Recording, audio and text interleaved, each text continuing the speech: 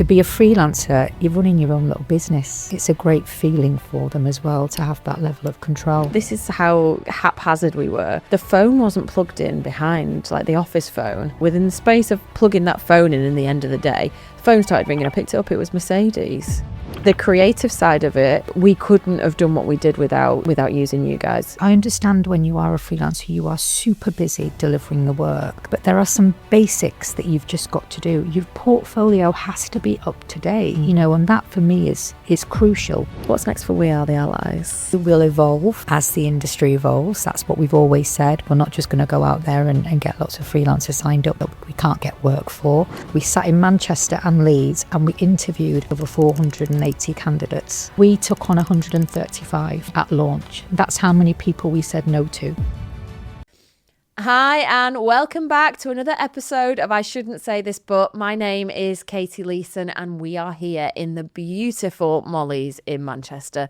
Now normally this would be the point when I would introduce our sponsor and thank our sponsor, but I can do better than that today. Pav, welcome to I Shouldn't Say This But. Thank you so much for being here today. I'm very, very excited to do this because we could go off in so many different directions. Whenever I spend time with you, we just chat and chat and chat, but we're here for very good reasons. But first off, can you introduce yourself and give me your background, your history, where you've come from, what you do now, and then we'll go into a bit about the Allies as well. So it goes back quite a while. So I'm CEO of We Are the Allies, also known as Allies. And I started my career agency side in Leeds, working for lots of brilliant retail accounts actually, and there's a funny story behind this. So I was desperate to work in advertising, desperate, and a friend of mine had got a job as an account manager, and she said, I was like, can you help me get a job in this agency? And she was like, there's an opening but it's in the accounts department. Didn't even get my GCSE in maths. So I was like, this is going to be fun. Anyway, so I applied and I got the job as that sort of like an accounts assistant. But I was constantly in the account handlers' offices. Like, and at that time, I'm going to show my age now, they'd be sending faxes for press releases and, all of that kind of stuff. So, and I was just constantly at them, like, give me a brief, let me help you. And then that just turned into a career. It was bananas. So like the MD at the time was like, you're quite good at this, aren't you? And it's like, yeah, give me a job. I don't want to work in accounts. So that was my first job, working with lots of brilliant clients like Iceland, QuickSave, Thornton's Chocolates, all that kind of stuff. So I learned really quickly on the job. From there, I moved to another agency, which again was very sort of retail focused. I did quite a lot of TV while I was there, which was brilliant. And actually working in an agency in Leeds at the time, there weren't many Leeds-based agencies that were doing TV. It was mainly Manchester and London at the time. So that was a great opportunity, learnt loads, but then also learnt the full sort of marketing mix, looking across lots of different other areas as well. And then a job came up at Morrisons, looking after TV, and I was like, this is brilliant, so I'm going to apply, having never worked client side again before previously. And I remember the interview, and I remember Michael Bates saying to me, he's like, well, what, we've never worked client side, how's this going to work? It's a very different dynamic. And I was like, I get that, but imagine how much of an understanding I'm going to have of your agencies and how much value I can bring in terms of understanding them and what they need, how we should brief them, understanding the way that they work in a level of detail that's going to sort of get more out of them ultimately. Smart angle. Yeah, and that was I got that job, and it was such a brilliant role. It really was. All I was responsible was for TV. Imagine that. It was phenomenal. Working with some great people at the time. We did campaigns with people like Freddie Flintoff and looked after massive TV campaigns at Christmas. Brilliant. And then from there I moved on to Poundland. I was there for 4 years. and really just help them build their marketing function because they weren't doing much marketing at the time. And then from there, I went on to Co-op as head of marketing there. And then after that came Allies. Wow. What was it that took the Co-op to the Allies? Like, what was the decision to start something completely from scratch? Yeah, I guess I'd worked in that sort of really corporate environment for quite a long time by this point, and I loved the element of, obviously, you make the decisions, you are very much in charge of the strategy and briefing the agencies and getting the best creative output. But did it feel creative enough for me? Probably not. And I always wanted to run my own business from day one. My dad had always run his own business, so I was massively inspired by him while I was growing up. And so I knew one day it would happen, but I didn't know what. And at the time when I was working for, client side, even though I had brilliant agencies, there was always a need for, I just need a videographer, or I just need a designer to turn that around, and I didn't know where to find them, and I knew there were loads of freelancers out there, but actually, how do you know a good freelancer from a bad freelancer and all of that? So I kind of come up with the idea, but didn't quite know how it was going to play out. And then at the same time, Rick was freelancing. So Rick's my husband, also ECD of Allies. And he'd worked on a phenomenal campaign, and I won't mention the client, but the poster campaign had gone live, but he hadn't been paid for 9 months. I was like, what do you mean you've not been paid for 9 months? And all of a sudden, all of this stuff starts unraveling about life of a freelancer. And I was a bit like, well, hang on. These are the unsung heroes within our industry. They'll get a phone call on a Friday night to turn around a brief very, very quickly because for whatever reason that agency might be at capacity or they haven't got that skill set. And the fact that you've not been paid for 9 months doesn't sit right with me. And we sat and had a drink one night. And, when they say it all, you sort of scribble on the back of a fag packet, that's what he did. He drew this triangle, and we were like, it's Creative Allies. It's got to be called Creative Allies. So there's a triangle with a C in it. And before you knew it, we had a company name. We'd sat down and worked out what the proposition should be, which was born out of his experience, the things that I was looking for in the industry. And it came alive. That was it. We were like, this is it. This is the business. And neither of us wanted to run an advertising agency. That was the thing. Rick had run so many successful agencies previously. So, and it wasn't what he wanted, but both of us wanted to do something creative, but we just didn't know what it was until then. It's funny, isn't it? Like all your experiences and then collectively what you wanted to do and collective experience created something that was a real need. Yeah. How long has it been going for now? Good. So we've been going for 7 years now. 7 years. Bonkers, honestly, bonkers. 7, and they say time flies when you're having fun. We genuinely have had fun doing it. And, the business has evolved massively from where we were to where we are now. At the time, we knew we had to get a proof of concept. So we went out and we talked to lots and lots of advertising agencies. We talked to some clients. We talked to freelancers and asked the question, if we were to launch a proposition of this type, would you use it? And the response was phenomenal. Like the agency was saying, yes, we often use freelancers, but we use the same ones all the time because we trust them. We often use the same freelancers in the same area because, pre-COVID, they wanted, agencies and clients wanted freelancers in the office. Yep. And for us, it was a case of, okay, so that's a big tick, because imagine if we could have talent in London that don't necessarily need to relocate to Leeds, but our Leeds agencies can access that talent, and London can access the North. It's opening things up massively, but the key here is we have to absolutely be sure that everyone that's on the network is of a standard, So once we'd had that validation that, yes, we would use you, we went out, and we didn't even have an office at this point. We sat in Manchester and Leeds, and we interviewed, I would say, over 480 candidates. Wow. Between myself, Polly, who is the managing director of our business, and also our daughter, so we're a family business. And we took on 135 at launch. That's how many people we said no to, because either they weren't at a level or they weren't ready to freelance, because I think when you are a freelancer, it takes years of experience of working in certain environments and having the confidence, because you're almost running your own little business, aren't you? You kind of like, you've got to take the briefs, you've got to present the briefs, you've got to confidently push back, ask the right questions. So, there was a mix of people we said no to. It was age, capability, all that kind of stuff. But we built a network. We built a network that had a number of creative categories. So we went after the core ones first, like art direction, design, photography, videography, editors, that kind of thing. But then over the years, as the brand grew and the awareness of who we were and what we were doing grew, and the agency network grew, we started, with 5 or 6, and now we're with over 400 odd agencies, right? And they're just, and that includes clients as well that have in-house creative departments.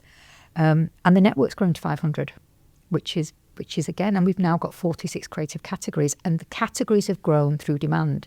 So where, an agency has had a really good experience working with us on designers, they've then come to us and said, oh, by the way, have you got project managers? We're like, no, but we'll go find them. So you've just evolved and grown organically as the need has come up. Exactly that, because what we also didn't want was to have a whole raft of freelancers sat there that weren't getting work. And don't get me wrong, it's nothing is guaranteed, and we say this to all of our freelancers, and, we will see peaks and troughs throughout the year. So there will be a period of time when editors are really busy because, especially in the run-up to Christmas, when people are re-editing stuff for Christmas and all that kind of stuff. There are times when photography is really busy as a category. So for us, it's fine because obviously the categories, there's always a category that's in demand. But with, the freelancers, we have to also manage that situation to say, you might get 4 bookings in a month and the next month you might get 1, and that's just the nature of the industry, right?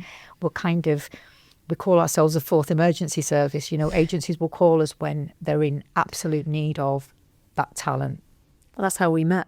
That's exactly how we met. We needed that fourth emergency service, and there you were.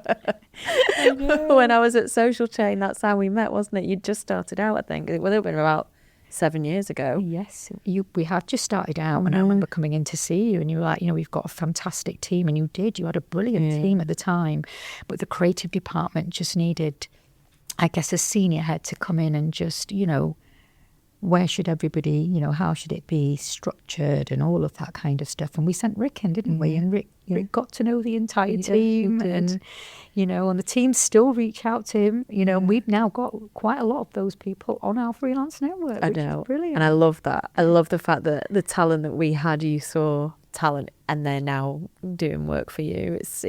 I'm very proud of the Social Chain. I'll call them the alumni. Where everyone's gone and what everyone's achieved, it's an incredible story. I've definitely one for a book at some point, I think, because just found out today that one guy sold his business for 50 million. Wow. 50 million. Wow, but what a great learning ground for them, right? Yes. They were so young, thrown in, working with some remarkable clients at the time. I remember coming, I was like, you're working on what? I know. Every day I was pinching myself. We had Apple, Coca-Cola. I don't know if I ever told you, but there was one day, this is how haphazard we were. The phone wasn't plugged in behind, the office phone. And I plugged it in, and I joke not, literally within the space of plugging that phone in the end of the day, the phone started ringing. I picked it up. It was Mercedes. And I'm like, who else is ringing this phone? So yes, we definitely needed adult help because it was just us running around doing this crazy work. The creative side of it, we couldn't have done what we did without using you guys at the time, because we didn't know where to turn. The senior team's background was all in buying agencies. We weren't creative agencies. We didn't have that skill set. So being able to turn to you and say, right, we've got this brief, we need this kind of person. Yeah. It just helped ease our pressures so much. Yeah. And I'm guessing that's the same now for so many. Absolutely. The cost to hire now is so high for a lot of agencies, especially agencies that are starting out. So for us, we're helping agencies scale at speed, okay? And then you've also got sort of the medium to larger size agencies that they might not be utilising an editor every day of the week, you know. So for them, it's, you know, they can dip in and out of the Allies network as and when they need it, you know, which really sort of helps them not only from a financial point of view, but ultimately from a, you know, a skill set point of view, because if dependent on the brief, they can call us to say, this is the type of person that we would like to work on this. It's, you know, it's a FMCG account, or if it's this or it's that, you know. So for us, we look at every brief that lands on our desk and make sure that the freelancer has the right background, experience, personality.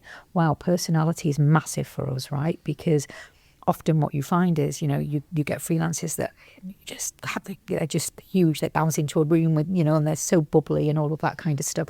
You know, great in certain environments, not in others, right? So it's for us, it's making sure that match is right, you know, with from a personality point of view and capability as well. So yeah.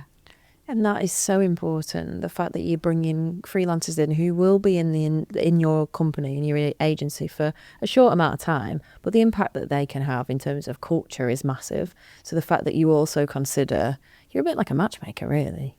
Yeah, absolutely. Aren't you? Finding the right people and matching them with the right agencies and clients. Yeah, absolutely. And it's anything from, you know, some of the briefs that we get are just, you know, we've got a pitch, or, you know, we need a full team, you know, which is brilliant, because then what we can do is pull, you know, everything from a strategy director through to, you know, a pitch deck designer that we know will work really, really well as a team, but then also plug in a project manager. So actually, if an agency is at capacity or if a client is at capacity, you know, we have a project manager that will oversee everything. Everybody reports into them, and then they're back into, you know, the client. And it just takes that pressure away, you know, when things are super busy, which they can be, right? You've been there. I've been there. And it's that pace.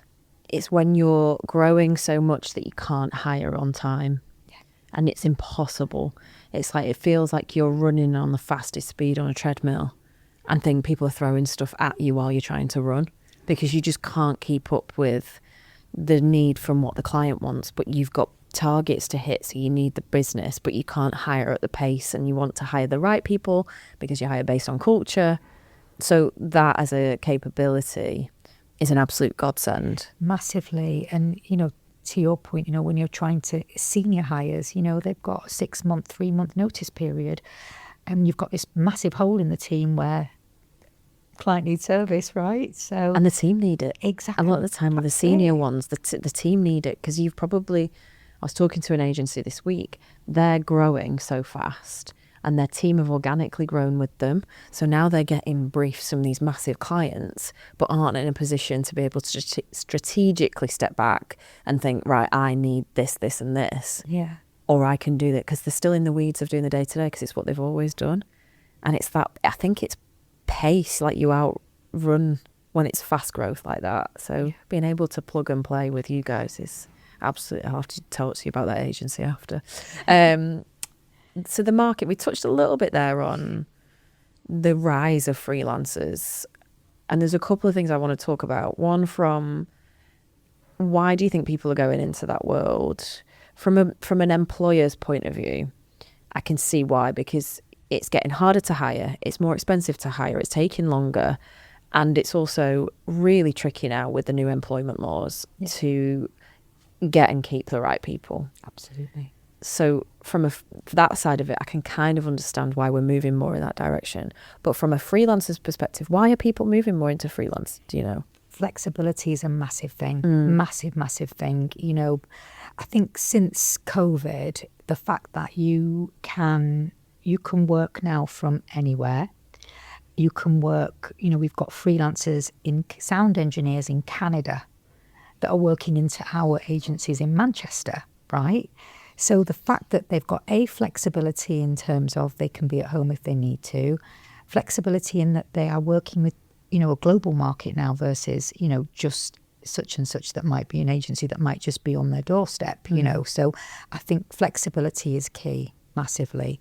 I also think, you know, it's you get to a certain age, don't you, where certainly I did, where you just want to do it for yourself. Yeah. You want control, right? You've spent your entire career getting that expertise and that confidence, building that confidence. And, you know, to be a freelancer it's almost like you're running your own little business, you know, and it's a great feeling for them as well to have that level of control. We were talking before we started recording, though, about that and being your own. Because you, like you said before, you're your own salesperson, your own pitch editor, your own accountant when you're doing freelance work. And I'm not sure people are really grasping that to the full extent. When you turned down those number of people at the beginning, how much was not being an introvert, but how much did like the sales side of it come into it? Because I'm interviewing quite a lot at the minute, and people just can't sell themselves. Yeah. And I'm finding it more and more. Is it getting better now? Freelancers are cottoning on? Or? Yeah, it is and it isn't, because, you know, I understand when you are a freelancer, you are super busy delivering the work, but there are some basics that you've just got to do. Your portfolio has to be up to date, you know, and that for me is crucial, because especially for us, now imagine if we've got, you know, 50 designers in a category, okay, we have interviewed everyone, we know everyone is more than capable of delivering that client brief.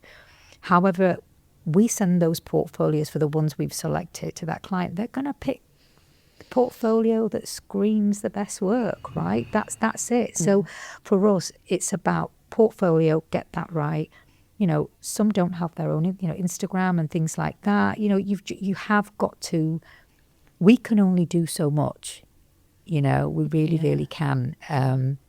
The rest is up to them, you know, and they're as good as their last booking and their last brief, and we're there to support massively, you know. If things go wrong, because often things can go wrong, you know, and that might be a lack of communication or a breakdown in briefing from the client, which often happens, you know. I've been on the other side of that as well. We've on the probably not receiving end of that. Well, no, probably giving the brief that's not, because we're in a panic and it's like just get on with it and Get on with it. thrown in at the deep end. Yeah, exactly that. So, you know, even down to that, you know, it's if they haven't, for whatever reason, the feedback has been they've not delivered, we will intervene at that point, get both sides of the story, because it's also very important for us to feed back to not only the freelancer but the agency or the client that's provided that brief, so that they know actually this is what needs to improve next time. Otherwise you're going to get the same output. Yeah. So let's go back to like really basic. So I'm an agency or I'm a client and I have a brief. How does the process work? Give me the lowdown of the full shebang. So the process is, you can call us, you can email us, you can reach out to us via a contact form on the website. We immediately arrange a meeting. So any new clients that we onboard, you know, it is a you know, let's get to know you and your business, understand what your, I guess, you know, what your challenges are, where we can plug gaps, all of that kind of stuff. So it starts with us onboarding a new client. Then obviously we get a brief. We will review that brief. If we don't think that the information is there, obviously we push back, we get what we need. And then from there, we will match the right talent. We'll say, okay, there's no algorithms, there's none of that, you know, no, it's all done by us as a team. And then we have portfolios for all of our freelancers built into the back end of our website. And we will then send those links to the portfolios to the client or agency, and actually with their day rates, because all the day rates vary dependent on level and category. And then it's up to the agency and client to approve which freelancer that they want to use for that project. You know, our job is to make sure we recommend the ones we know can deliver. You know, so for us, they're all of a level. We know they're going to nail it. But then also the client might have some preference. They might see a piece of work in their portfolio where they go, that's it. Yeah. That's the style I want. The magic. You know, that's the magic, exactly. And that's it. So then they book the freelancer. We oversee everything. Remember what I said earlier on about freelancers not being paid on time? That was going to be my next question. We pay all of the freelancers. So when the job is complete, we basically then, they invoice us and we pay them in 14 working days. Wow. And then we invoice onto the client and agency plus our management fee, which is 18%. Yeah. Amazing. So you've just created this network for people to be able to do their best work flexibly and get paid on time. Exactly that. And you know what? That makes a happy freelancer. It really, really does. It makes a really happy freelancer. We do surveys with freelancers regularly, to find out how they're feeling, what can we do differently? What can we do to improve our service for you? And we do the same with clients and agencies as well. And I guess, for us, it's an industry that's always changing. It's evolved so much. So a lot of what we're seeing now is AI. What are you doing about AI? Freelancers saying to us, I want to use it, but I don't want to get it wrong. I don't want to mess this up. Yeah. Is the compliance behind it and governance behind it? Am I using the right tools, for example? So that's a big, we've been asked by clients about AI, and we've also been asked by freelancers. So for us now, we are developing an AI division for the business. So again, that's come through speaking to people, and we know there's a gap in the market, there's a need for it. So, I personally don't know enough about it to go, I'm going to launch this tomorrow, because the one thing we've always stood by as part of the Allies proposition is if we don't know it, we say we can't do it. Yeah. We'll never pretend to do something we can't do. If we get a brief that it lands on our desk that we can't foresee, we won't do it. We just won't do it. So AI is another. So we've got specialists in, consultants that are helping us build that, so that when we talk about it, the team can be trained on understanding it. So when a brief lands from a client and they're asking for something that's AI related, they understand what's been asked for, because only then we can match the right freelancers. But we'll also train the freelancers. So those that want to embrace it, or that are using it but want to use it, better than what they are now, we'll make sure there's training in place for them. Amazing. So is that category 47? Sorry? Would that be category 47? We'll keep going. Keep going. 40, soon to be 47 categories, 46 categories that you employ freelancers within. What's the general overview? Because that's so many. You could basically cover anything, really. Yeah, anything from having, what the industry's like, by the time you've got strategy in there, you've got PR in there, it's so broad, isn't it? It really, really is. We've got events teams in there. It's not just, what you'd find in a traditional agency. It's more than that. It's a PR agency, a full service agency, a events agency. They're all in one place, all under one roof, which is where the magic is, right? So when people brief us and say, we want, a campaign that can deliver everything, we can do that.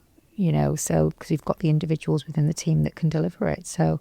Wow. Yeah. Wow. Yeah. So anyone watching that's thinking, I need support in that, just go on the website. We are the Allies. You'll be able to find the 47 categories. It's blown my mind. Yeah. We touched a little bit about the market when we talked about AI. What other shifts are you noticing within our world? Next gen. Okay. Next gen is massive because I think, as much as remote working gives everybody flexibility, there are, there's new talent coming into the industry that, in the previous years, they'd go into the office, they would learn, especially in a creative department, they would learn from the creative teams, in terms of, and build their career that way. But if they aren't being, if they're not going into the office as regularly as they previously were, and, agencies are struggling to take that talent on from a cost perspective. There are so many reasons why I feel, it's a challenge for next gen. So, again, that was something that we identified and we were very keen to resolve. So we have been working really closely with Channel 4 on that. So Channel 4 have a content creatives initiative where they take, kids from underprivileged backgrounds and give them training and resources and then placements to step into the industry in the right way, with the right sort of skills that you might need. And then some got jobs, some didn't. So we are now working on the Content Creatives Plus, which is essentially they've had some experience, but we are now finding placements for those candidates, whereby it's an 8-week placement, fully funded by Channel 4. We've placed 6 in the first cohort that we've just done, 2 of which have got a full-time job. Incredible. Honestly, like, it's brilliant. It's just, it fills me with absolute joy, you know, that they would not have had that opportunity otherwise. So that's a massive focus for Allies. You know, how do we use our network of 500 fantastic, qualified, you know, really clever creatives? How do we get them to mentor the next gen? You know, and it's Channel 4, but also outside of that too. Nice. We used the Juice Academy a lot when I was at Social Chain. And what I think I loved the most about it, because I was very similar to you, I came into the world of advertising and I was obsessed. Like, I loved it. I don't know why. I don't know what it was. I think it was the Cadbury ad with the gorilla and the You've Been Tangoed man. I used to just run around and slap everyone. It says more about me, I think, than anything else. But I just loved the way that advertising can make you feel something and behave in a certain way. And there's like the behavioural science behind it, which I didn't realise at the time that that's what I was interested in. So to be able to give that opportunity to people who hadn't been to uni, and they were some of the best talent that we hired because they were curious, they cared deeply, they wanted to learn. We had some brilliant Juice Academy people that came through. Now one of them's working on The Overlap and he's got his own show. It's just the most insane things that you could, it's the best gift you can give back, isn't it, when you've got talent like that? Absolutely is. And, you know, when we interviewed the candidates, because obviously we needed to know a lot more about these candidates, so we could then go, right, which agencies are going to be right based on, you know, if they wanted to be, you know, an editor, or if they wanted to be content creatives, or if they, you know, what is it that you want to do? So really understanding what a career in advertising looked like for them, and the type of environment they would feel comfortable working. Yes. You know, and then from there we match them with the right agency partners. And I tell you what, for me, you know, you can learn very quickly on the job. I learned those first, I would say, 2 years of my career because I wanted to learn, because I wanted to get out of the accounts department and be an account handler. You know, I was so driven. And this was the thing with these candidates, you know, you can learn quickly on the job, but are you motivated enough to turn up at 9 o'clock every day? Are you willing to travel from Leeds to Manchester? Are you willing to go that extra mile? Are you willing to make cups of tea when, you know, there's some downtime? You know, it's not going to be, you know, you're not going to be shooting TV adverts straight away. It's that management piece, you know, to say you are going to have to earn your stripes. It is going to take time, but are you hungry enough, you know, to go through that journey, you know, and the ones that are will succeed. Yeah. And you're right, there's some brilliant kids out there that just need a break. They do. And the next gen gets such a bad rep for not caring, for not wanting to be in the office, for not wanting to work in the same way. I don't think it's the case. I think it's the fact that we're not managing them the right way. We're also not showing them the benefits of what being in an office is actually like, because you can't learn by being sat at home, especially not first in your career. Just listening to people talk that have been in the industry for a while, you don't get that if you're sat at home and you're just working in isolation. 100%. The amount that you should absorb as a sponge from wanting to be in an office where you can learn. But on the flip side of that, it's about people creating spaces that's allowed to happen. And I think that's where we're getting it wrong. Yeah. We've not adapted to be able to create these learning environments where people feel like they can go and they want to go in to be able to learn. Yeah. And I love that you're doing that for the next generation of talent, because it's worrying. It is really worrying that they're not getting these opportunities. Yeah. Yeah, like you say, just being able to go into an environment and brainstorm ideas. And, you know, God, our creative departments, you know, when I was agency side, were buzzing, you know, like, you know, art director and a copywriter going off and sometimes just sitting in the pub and thrashing out a brief, you know, but they had to be together. And that's where the magic happened, right? Yeah. There's something very special about the advertising industry that I don't think we probably talk about enough. But it's like understanding human behaviour, being the most creative to try and attract that and get the outcome that you want. And then the process that goes with it and the fun that you can have with it as well. It's a very, very special industry, isn't it? I mean, we still love it, honestly. We really, really do. And it's great that we can do it as a family, So the fact that Polly's a brilliant editor, Rick's a great creative director. I kind of bring the strategy and the business side of it, and but also have that experience of working in an agency and working in within a client environment, so I can talk their language. So we all bring something to the table, and it's so lovely that we still enjoy. Rick and Polly have just been editing a TV ad last week, and they're working. He's directed it, and she's editing it, and it's just brilliant, right? To see that they still do that. It's so nice. Yeah. So what's next? What's next for We Are the Allies? Next for us is obviously we need to launch the AI function, which will happen this year. From a category point of view, we'll evolve as the industry evolves. That's what we've always said. We're not just going to go out there and get lots of freelancers signed up that we can't get work for. So again, we will be very responsive to the demand in the market. We're getting a lot more, I would say now, work from different territories. So when we launched, Leeds and Manchester were our core territories in terms of the number of agencies that we service, but we're actually seeing a lot more people from London. The Londoners are finding out about the Allies. Oh, yes. You would have thought. Yes. So we're getting quite a lot of work from London now. So I think territory growth is next for us, because that also, again, it's great for the freelancers, because they're working with different agencies and different briefs.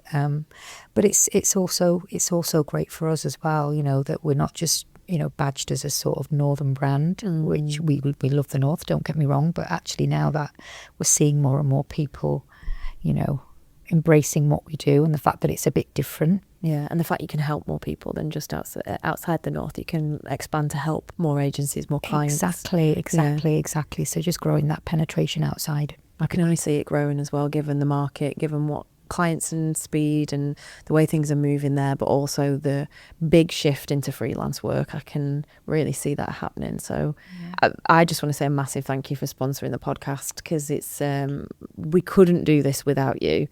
It's a privilege to be able to do it with something that's so aligned with me, my world, my history, and an industry I'm so passionate about. So thank you for seeing what we could do with this, the promise with this. So yeah, I really appreciate that as well. No, thank you so much. And we can't finish without talking about your side hustle, because Stefan will tell me off. What do you do on the side, Pav? Well, I might DJ, but I'm no superstar DJ. Like, I learned how to DJ for my 50th because I was determined to do the opening set. Most people want to jump out of a plane or, go do the three-peat, whatever. I was like, no, I'm going to learn how to DJ. So taught myself, got a few lessons, taught myself over a year, and then did the opening set. And then, proper DJs were there and they said, actually, that was quite good. So obviously I don't do gigs or anything like that, but I play for Rick, my husband, on a Friday night. I love that. Which I'm sure he loves. I absolutely love that. I love how much you love life as well. It's like, it's so energizing. It's great to be around. So yeah, we'll be at your next non-gig gig. I'm sure. Pop round on a Friday night. Well, Stefan's already there. You'll hear the music, definitely. No, thank you so much for coming on. Fabulous. Thank you for having me.